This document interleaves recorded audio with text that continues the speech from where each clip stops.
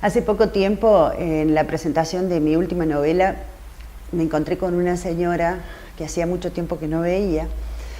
Tenía peluquería, mi madre habitualmente iba a la peluquería y nos llevaba a nosotras dos, a mi hermana y a mí, pequeñas. Y bueno, andábamos por ahí, jugábamos, charlábamos, mientras ellas terminaban su tarea. Y me dijo, así que al final fuiste escritora. Y yo pregunté, ¿cómo al final? Sí, me dice, tendrías entre 6 y 7 años y cuando ibas con tu mamá decías que ibas a ser escritora. Y a mí, me contó la señora, me extrañaba porque no conocía niñas que dijeran que querían ser escritoras. Ahí no recordé, pero advertí que efectivamente desde muy pequeña yo decía querer ser escritora. Lo que la señora de la peluquería no sabía es que en mi casa había una biblioteca formidable. No porque fuera tan nutrida, no lo era, pero tenía tan buena literatura, sobre todo los clásicos que me siguen pareciendo fabulosos. De manera que creo que esa fue la semilla dorada, atractiva, tan al alcance de la mano, tan lejana también, de algún modo. Ahí leí a los clásicos, pero con una ensalada formidable, porque leía los cuentos que mi madre nos compraba para nosotras, para nuestra edad, algunas adaptaciones, algunos excelentes, los cuentos de Mamá Vieja, de una chilena llamada Marcela Paz, que me encantaban, pero también leía el sentido trágico de la vida, por cierto, sin haber entendido absolutamente nada. Leía a Shakespeare junto con Louisa May Alcott, la autora de Mujercitas, en fin, una mezcla muy importante. Después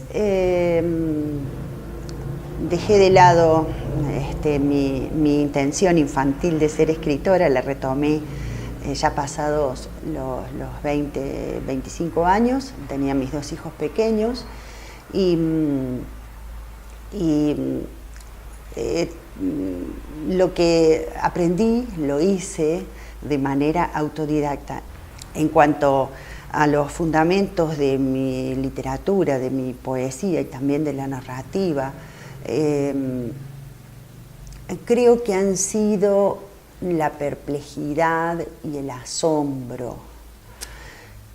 La perplejidad de ver qué era esto de la realidad, la fantasía, la imaginación, los sueños, los mundos posibles, toda esa infinitud de posibilidades. ¿Qué podía yo hacer con eso?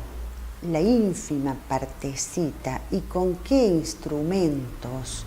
Los únicos, creo, que tuve a la mano fueron los que nacieron de la maravillosa biblioteca. En algún momento debo haber sentido más que pensado, indudablemente, debo haber sentido más que pensado que esto podía yo tomar algo, alguito, relacionado con la literatura, no ya desde el papel de lectora, sino de escritora.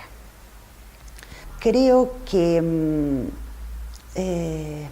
a ver, que la poesía es otra cosa, que no tiene que ver con los géneros. Es más, me arriesgo a decir que me parece que no tiene que ver con la literatura, me parece que es otra cosa, que está más allá, que está más allá. Lamento no encontrar palabras para ilustrar mejor esto, pero es porque yo tampoco no puedo asir del todo el concepto, ¿no? Me cuesta. Sé que cuando escribo narrativa tengo en mente, y ojalá, es lo que deseo, se trasluzca, tengo en mente la poesía. Desde la narrativa incluso provoco a la poesía, busco esa cadencia, ese ritmo, ese incluso en algunos momentos jadeo literario poético.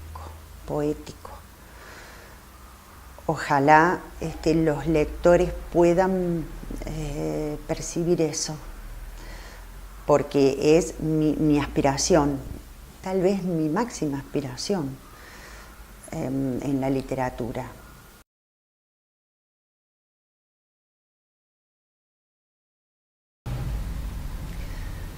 No hay nada más dulce, dice el padre de Sofía, y se detiene puntual frente al semáforo.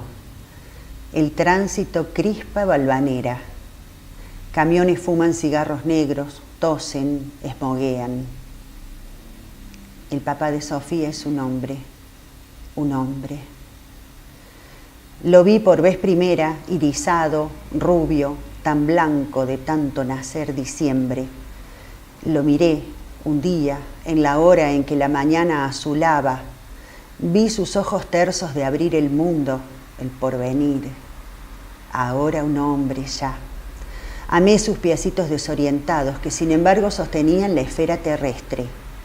Era todo hilo nuevo, varonil, sagitariado, toda la vida, la libertad, el grito de ya, el grito de vamos. Hemos ido entre el abrojal, el dolor, la luz crepuscular, la lluvia y los álamos, las danzantes bibliotecas, el tesón, la hermosura y el miedo. 4 ojos, roja esquina de puntos cardinales. Ahora ese hombre detiene el auto.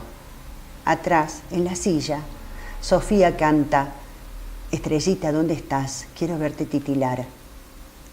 La sugestión de esa voz, confiada, suavísima, su voz de 2 años alisa las arrugas del tránsito, del malestar de vivir, de los dolores irresueltos, de la gran y voluntariosa sombra, de todo lo que no sea ese instante suspenso, azorado, divino, si tal hubiera, en que ella canturrea sobre el alambre tenso de la historia de la humanidad.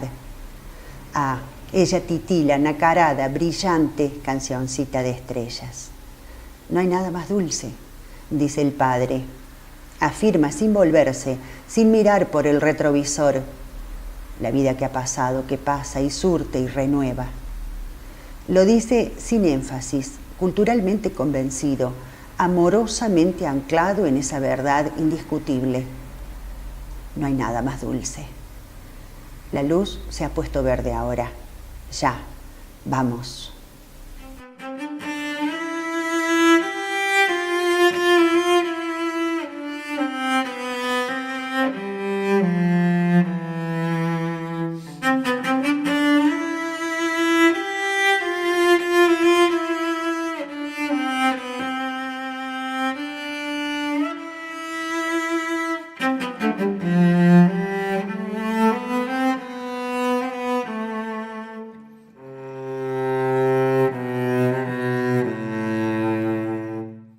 He mencionado recién mi formación autodidacta y me refería sobre todo a la falta de una educación formal en literatura. Sin embargo, no puedo olvidar de mis comienzos con un grupo armado cuando, estaba por decir, cuando terminaba la dictadura. En realidad un poquito antes, porque recuerdo que ya nos reuníamos en el viejo y querido salón de la Biblioteca Mariano Moreno, aunque después estuvimos itinerando.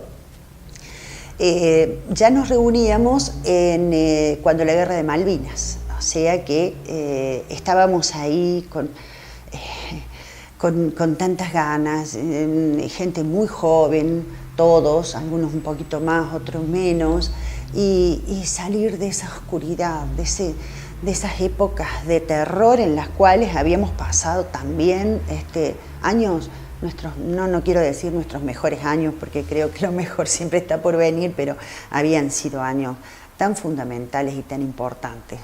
Nos empezamos a reunir en grupos. Primero fue el taller de narradores Carlos Mastrangelo, le pusimos ese nombre, don Carlos estaba vivo y produciendo.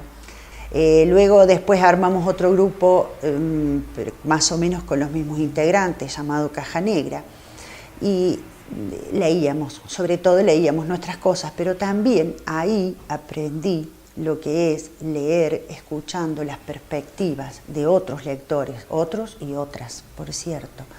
De ese intercambio tan fundamental. Para mí sí lo fue. Ese grupo y los que siguieron fue realmente tuvo que ver con una génesis, ¿no?, en mí. De manera que personas que ahora continúan produciendo, la mayoría, y que hacen una excelente literatura, poesía en algunos casos y narrativa en otros, me han acompañado y me han hecho crecer. Estoy hablando, temo olvidar a alguno o alguna, pero estoy hablando de Claudio Azad, de María Elena Berruti, de José Luis Aman, en los primeros grupos de Bachi Salas, de Elda Durán, de Jorge Torres en poesía. Estoy hablando de Rosana Rodeguiero, que si bien está un poco en los últimos tiempos sin tanta producción, de todas maneras ella integró este grupo de manera también, como todos, inolvidable para mí. Estoy tratando de hacer una memoria rapidísima. Es que fuimos cambiando bastante. Sin embargo, los grupos ocuparon fervorosamente mi atención durante varios años, ¿no?, que también fueron los de mi formación, por supuesto. Y siempre leyendo con una voracidad que me animo a decir no he perdido. El tiempo ya no me alcanza como antes, pero el deseo sigue intacto. Bueno, los y las que integrábamos aquellos grupos de aprendices, verdaderamente lo fuimos, teníamos un panorama, una tierra de cultivo, un abono detrás en Río Cuarto que era importantísimo. Yo no sé si en muchas otras ciudades se daría esto de tener a un Juan Filloy, por cierto, hay que nombrarlo ahí en lugar privilegiado, pero también narradores como Mastrangelo, como Solibellas, como Juan Floriani, poetas como Susana Michelotti, también soy consciente que me estoy olvidando de algunos, Antonio Tello, que ya para esa altura había tenido que emigrar, sí, ya había tenido que emigrar. Esto no podemos dejar de tomarlo en cuenta, lo que significó en todos los ámbitos, y por cierto en la literatura, que siempre requiere de libertad, de no censura, cosas que faltaron durante tantos años, cosas que nos quitaron, que nos arrebataron, que nos murieron durante tantos años. Teníamos esta tierra de cultivo que nos representaba un orgullo y a la vez también un compromiso para los que estábamos ahí recién entrando, cómo íbamos nosotros a ingresar en este panorama. En ese sentido creo que Río Cuarto fue en aquella época excepcional, me parece. Y por cierto que en Córdoba, en lo que era el panorama de la literatura cordobesa, se ha sentido mucho, ¿no? Todavía me parece que quedan algunos recuerdos fuertemente incrustados de lo que fue Río Cuarto como foco, como polo en aquella época para Córdoba y también, pero también para lo que era la literatura nacional. A mí me cuesta pensar, no creo, aunque la verdad lo desearía. Me gustaría que hubiera una literatura cordobesa, la hay por cierto, en narrativa, en poesía, en ensayística, excelente. La hay en cuanto a su producción, a su volumen, por cierto, indiscutiblemente. Pero no creo que haya algo que la distinga de la literatura de otra región o ciudad. No me parece. Me gustaría, sí, que hubiera un aire, un aliento que se pudiera de algún modo, aunque fuera vago, de nombrar como esto es literatura cordobesa. Pero me parece que en este momento, por lo menos yo no lo veo, tampoco lo veo en otras regiones, ¿no? Tampoco lo veo en otras regiones. Sí, únicamente aquella antigua división entre lo que es urbano y lo que es rural. Pero, ¿y nosotros qué somos finalmente? ¿Somos centros urbanos, rurales? Creo que Río Cuarto es un ejano, tiene las dos caras, una mirando a lo netamente urbano y otra no, y otra mirando al campo, ¿no? Que nos da tanto y nos escamotea tanto a la vez.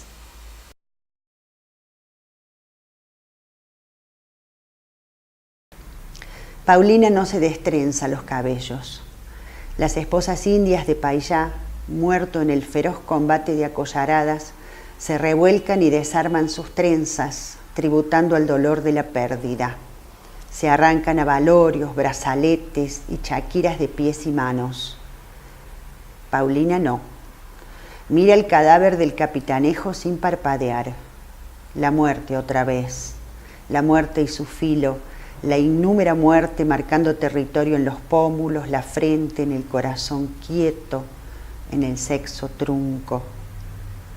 Dicen que el hijo de Yanquetruz, malherido por un disparo de tercerola del Huinca Pablo Lucero, con las últimas fuerzas, se tomó de las crines de 2 caballos y así, arrastrado, consiguió llegar a su tierra para morir. Ahora sus ojos sin luz miran el cielo del Mamuelmapu y los carrizales susurran por él mientras su alma llama al balsero que lo cruzará hasta la otra vida. La esposa blanca, mujer que no sangra desde hace meses, invoca en silencio a Huaucubú, el espíritu del mal de la religión araucana, y maldice en su nombre a Pablo Lucero. Qué aureola de espanto la une a ese viejo coronel. Ya la niña ha soltado los tigres de su alma en pos del comandante, acusándolo de los tiros que acabaron con el precioso aliento de su hermano Laureano. Por si no bastara, también le ha llevado él a Paillá, su hombre en las tolderías. Se concentra nuevamente en el espíritu del mal. Después, deja sobre el cuerpo del indio una mantilla de encaje blanco, la misma que llegara en un arcón, producto del saqueo, junto a manojos de lavanda y en aguas crujientes de almidón.